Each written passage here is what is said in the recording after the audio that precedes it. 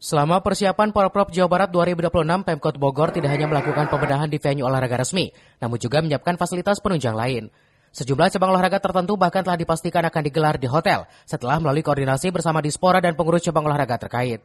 Hingga saat ini terdata sebanyak 28 cabang olahraga dengan 405 nomor pertandingan akan dipertontonkan di Kota Bogor sebagai salah satu tuan rumah.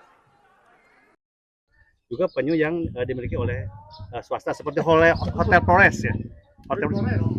Green Forest yang ada di Pamoyana itu kita pakai juga. Dia tidak hanya yang dimiliki oleh pemerintah. Kalau untuk tempat, setiap cabur sudah memiliki tempat untuk pertandingan. Panahan, venue semua sudah ada tempat dan sudah diajukan ke kita. Dukungan anggarannya sendiri? Anggaran alhamdulillah untuk Pemda ada anggaran murni 2026. Ya Pak Ketua ini ya. Anggaran murni 2026 untuk potongan 25 dan untuk PB-nya 8 miliar setengah. Nanti pada pelaksanaannya di perubahan juga kita akan didukung.